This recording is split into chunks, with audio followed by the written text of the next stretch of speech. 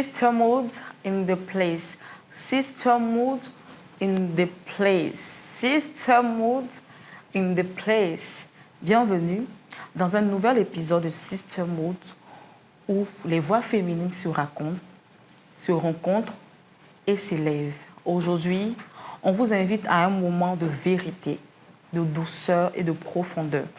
Notre sister Cathy nous ouvre son cœur et nous partage son cheminement personnel, ses combats, ses doutes, mais surtout sa lumière.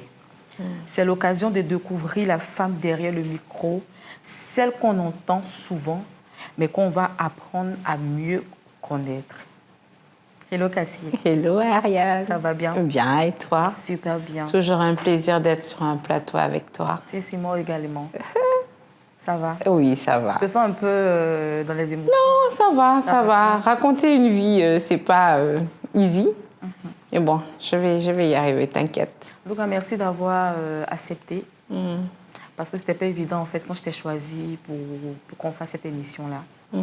Donc, pour commencer, déjà, qui est Cathy quand les micros sont éteints? Cathy est une jeune femme sénégalaise, d'origine togolaise, béninoise. Donc, je suis née à Dakar, je suis une Dakaroise. J'ai grandi au Sénégal, j'ai fait toute ma vie au Sénégal. Et ça fait maintenant 2 ans que je suis en Côte d'Ivoire. Cathy, c'est une femme entreprenante, c'est une battante, une femme résiliente. Donc, si je dois faire un petit résumé sur moi, c'est ça. Et je viens d'une famille de filles. Il n'y a que des filles dans ma famille. J'ai 3 petites sœurs qui sont au Sénégal que j'embrasse très fort. La dernière chose qu'il faut savoir de Cathy, c'est qu'elle est orpheline de père et de mère. Donc, en gros, voilà ma vie. D'accord. Quels ont été les moments clés de ton cheminement personnel? Les moments clés, il y en a eu plusieurs. Je pense que la première étape de ma vie, c'est quand je me suis lancée dans l'entrepreneuriat. Ça a été un moment clé. De toute façon, j'ai entrepris depuis l'âge de 15 ans. Je suis celle qui aimait vendre, qui aimait faire son commerce et tout. Ça a été un moment marquant de ma vie, savoir que je suis une de ces femmes qui peut entreprendre, qui est intelligente, qui peut mettre des choses en place et tout. Ensuite, la deuxième étape de ma vie qui m'a vraiment marquée, c'est mon mariage et mon divorce. Ah bon? Oui, Ariane, je ne sais pas si je t'en ai parlé. Je pense que c'est une histoire que je n'aime pas trop raconter. J'ai été mariée il y a quelques années de cela. Un mariage qui n'a pas duré parce que j'ai vécu la violence conjugale dans ce ménage, dans ce court ménage. Ce qui a changé la donne dans ma vie. Ce qui a changé la donne dans ma personnalité. Mais ça m'a appris à grandir, ça m'a appris à être... une femme, oui, ce que je suis, voilà, une femme forte.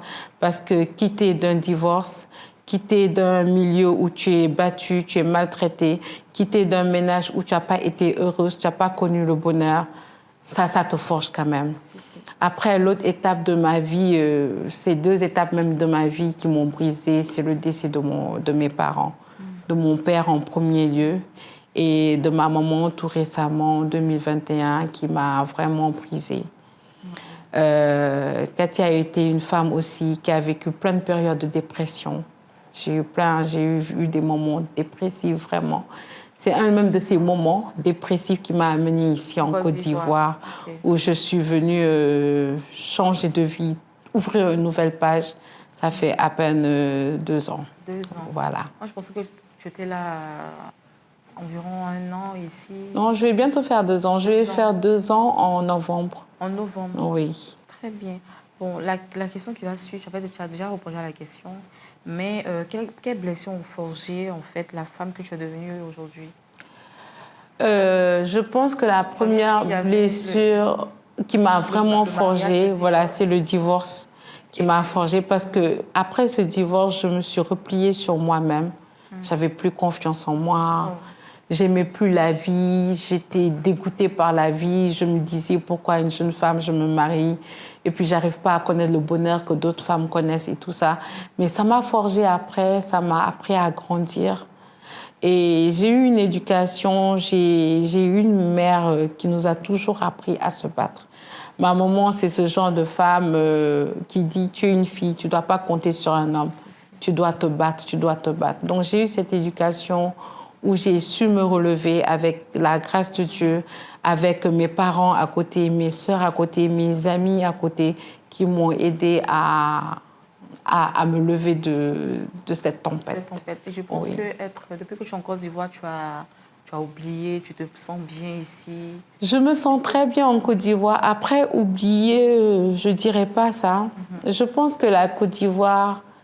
En fait, je suis tombée amoureuse de la Côte d'Ivoire en 2021. Et quand il fallait couper les liens du Sénégal, j'ai choisi la Côte d'Ivoire.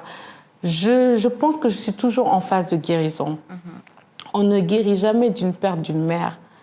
Une maman qu'on perd, et surtout quand, si je peux le dire comme ça, entre guillemets, ta maman, c'est ton Dieu sur terre. Mon papa est décédé il y a quelques années, je pense que c'était en 2001. 2001, papa est décédé, maman est décédée 2021. Vous voyez un peu l'écart. Donc, avec mes sœurs, on était toutes autour de maman. C'était le seul pilier qui nous restait. Et du jour au lendemain, sans grand-chose, elle part. Donc, c'est quelque chose, tu t'effondres. Et je suis l'aînée d'une famille, j'ai que des petites sœurs. Oui, donc ça m'a vraiment abattue. Ça m'a vraiment abattue. Mais ça m'a appris aussi des leçons de vie. Aujourd'hui, tu sais, quand nos parents sont en vie, on est toujours là, ah, la maman, elle parle trop, elle fait trop de choses. Et c'est quand on les perd qu'on se rend compte que tout ce qu'ils ont voulu faire, c'était pour notre bien. C'était pour notre réussite. Et aujourd'hui, je le vois parce que ma maman m'a inculqué des valeurs. Aujourd'hui, je suis en Côte d'Ivoire, je n'ai pas ma famille ici, certes, mes sœurs, je n'ai pas mon père, je n'ai pas ma mère à côté.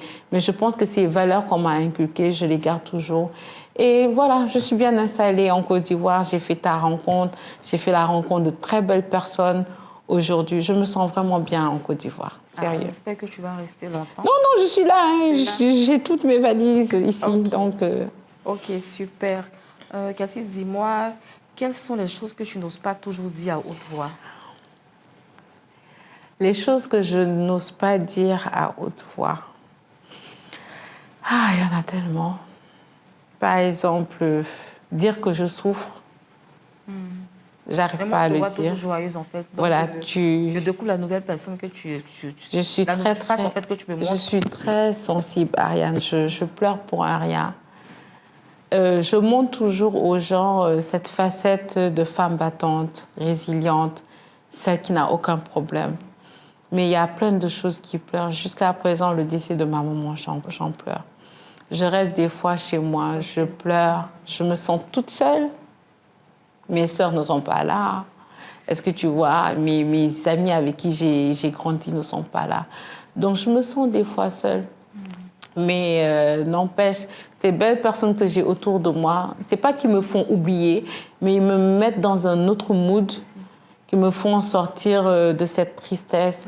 Cathy, c'est celle, quand elle n'a pas de l'argent, c'est la mieux habillée. Je mets mon plus beau parfum, je mets mon plus beau rouge à lèvres, je m'habille très bien et peut-être j'ai même pas 1000 francs dans mon porte-monnaie. Mais je vais sortir, Ariane, tu vas penser que c'est la belle vie chez moi, alors que c'est pas le cas.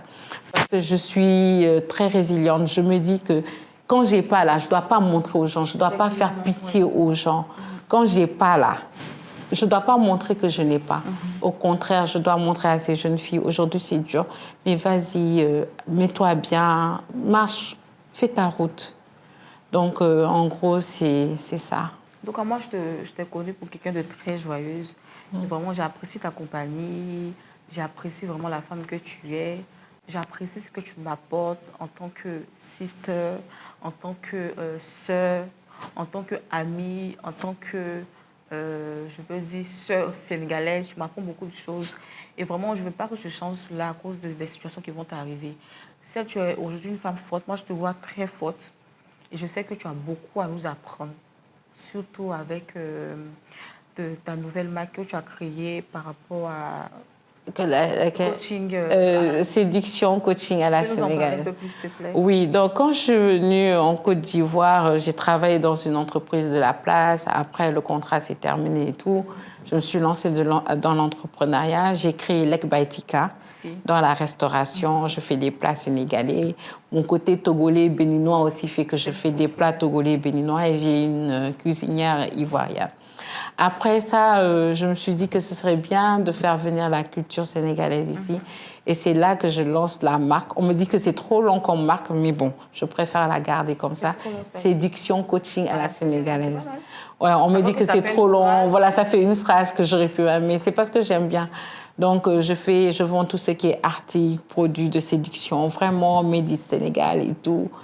Donc, je suis vraiment... je vois que les Ivoiriennes, ce sont de belles femmes et tout ça. Donc, je veux détendre un peu ce côté sénégalais et aussi changer ce qu'elles pensent des Sénégalaises. Est-ce que tu vois, aujourd'hui, les Ivoiriennes, les Camerounaises, les Congolaises, elles pensent que les Sénégalaises sont beaucoup dans le basse et tout ça, qu'on fait que basser... On fait que basser nos hommes et tout ça à cause des films et tout ça. C'est pas vrai. Donc, je suis venue aussi apporter une autre ouverture d'esprit aux Ivoiriens. Donc, voilà les 2 business que je mets en place. Et après, il y a un 3e qui va pas tarder à naître. Donc, voilà. Ah, c'est une femme battante, hein? Oui, on essaie, Ariane. C'est bien. On essaie, Ariane. Je suis fière de toi. Merci, ma chérie. Cathy, dis-moi, en quoi System Mood a changé ta manière de te voir ou de t'exprimer? Est-ce que tu penses que depuis qu'on a commencé l'émission, il y a un changement, il y a quelque chose? Déjà, je bénis le Seigneur de t'avoir rencontré parce qu'aujourd'hui, pour vous dire la vérité, peut-être qu'on ne l'a jamais dit à haute voix, mais l'initiatrice, celle qui a vraiment déclenché System Mood, Ariane, c'est toi. C'est toi qui as vraiment déclenché System Mood. Je bénis Dieu pour ta vie, pour cette petite sœur, cette sœur que tu es pour moi, cette amie. System Mood m'apporte beaucoup de choses, à savoir, je grandis à tes côtés. Il y a des petits clashs, certes, entre nous, mais je pense que c'est pour parfaire le travail. Effectivement, oui. J'ai fait des émissions au Sénégal, mais c'est toujours pas pareil. Avec toi, c'est un autre mood, c'est décontracté. En fait, tu me fais voyager. Quand on fait des émissions, on voyage, franchement... On va dans quel pays? Je sais pas, tu aimes m'amener chez les Baoulés. Aujourd'hui, je suis habillée chez les Akans. Tu es bien habillée. Est-ce que tu vois? Donc, des fois, c'est toi qui m'habilles et tout ça. Donc, c'est toujours un plaisir de partager ce plateau de 6. En fait, j'apprends beaucoup. Chaque jour, après une émission, j'apprends avec toi. Est-ce que tu vois, je grandis à tes côtés, même si je suis ta grande sœur et que tu dois me respecter. Je te respecte. Non, je taquine. Donc, j'apprends beaucoup avec toi. Je grandis beaucoup à tes côtés. Super, c'est bon à savoir. Quel message tu peux transmettre aux jeunes femmes qui se cherchent dans la vie?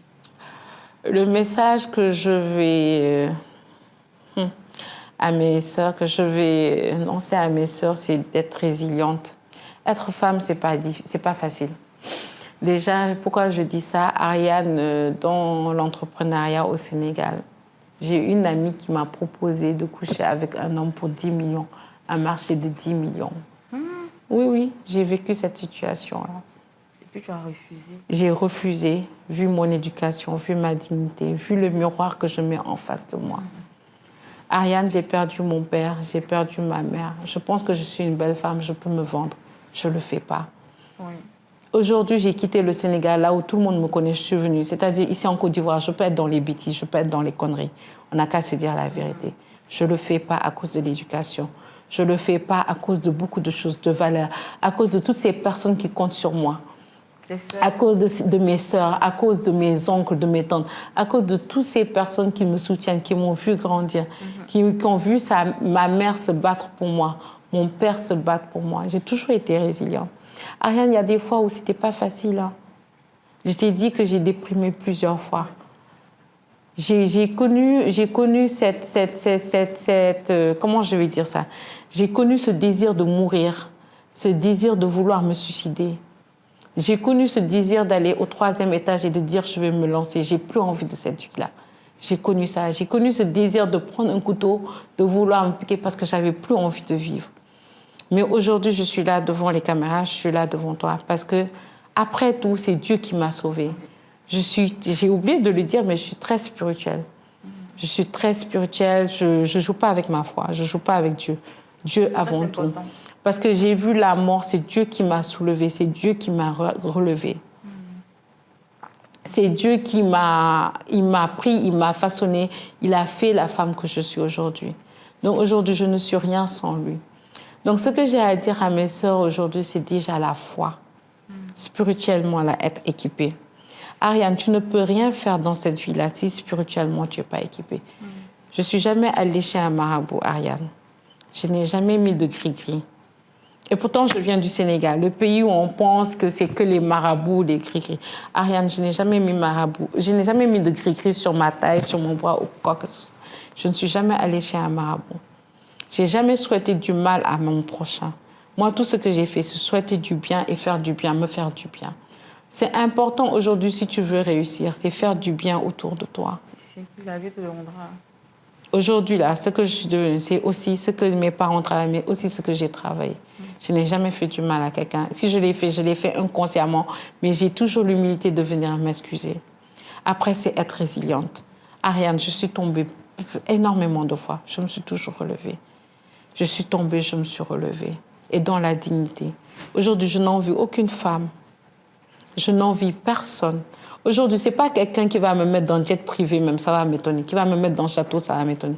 Aujourd'hui, tu m'amènes dans le château, là. Je vais vivre comme une princesse, je vais m'habiller comme une... Mais tu m'amènes au village, là. Je vais m'habiller comme une villageoise et je vais vivre comme une villageoise. Juste pour dire qu'aujourd'hui, à mes sœurs, tu sais, on a fait une émission sur les réseaux sociaux. On regarde tellement les autres, la vie qu'ils ont, on les envie et tout ça. On n'envie personne. Dieu a sa part pour chacune de nous. Aujourd'hui, Ariane, ce n'est pas parce que tu as un jet privé que je dois t'envier. Non, je suis ta copine, je suis contente pour toi, je peux te taquiner, monter dans ce jet privé. Mais aujourd'hui, on est tellement méchants entre nous. Quand je parle de méchanceté, ce n'est pas contre les femmes. Le monde actuel, on est tellement méchants que ça nous retarde. Au lieu d'aller de l'avant, on est là dans des détails. Ce que j'ai à dire à mes sœurs et à mes frères, croyez en vous, ayez la foi, croyez en vous et allez de l'avant. Notre chemin, là, il est tracé par Dieu, mais pas par l'être humain. Il est tracé par Dieu. Franchement, j'ai été très touchée par tout ce que tu as dit, Cathy. Je t'en remercie beaucoup. Je te remercie beaucoup pour ta confiance, ta transparence. Chaque chemin est unique, tu vois. Et le sien, il résonne sûrement avec beaucoup d'entre nous. Il y a beaucoup de personnes aussi qui ont vécu ce que tu as vécu. Je pense que ça va toucher les abonnés, que j'invite aussi à partager, à laisser des commentaires. Si vous avez une histoire à raconter, n'hésitez surtout pas à mettre des commentaires. Et je pense qu'on a fini. Oui, je voudrais juste donner un mot de fin, si tu le permets. C'est... aujourd'hui, le monde qu'on vit là, surtout les femmes, on a beaucoup de combats. Et je pense que c'est Dieu qui a mis cette force en nous pour pouvoir supporter certaines choses. Donc, Sister Maud, je remercie Sister Maud pour l'invitation. J'ai passé un très, très, très bon moment. Et j'espère que mon histoire va toucher beaucoup de femmes, va impacter surtout. Et je vous raconterai la suite quand je ferai 10 ans en Côte d'Ivoire. Là, je vous raconterai la suite. Si cet épisode vous a touché, partagez-le, commentez-le et surtout prenez soin de vous comme d'une sister. À très vite. À très vite. Bye.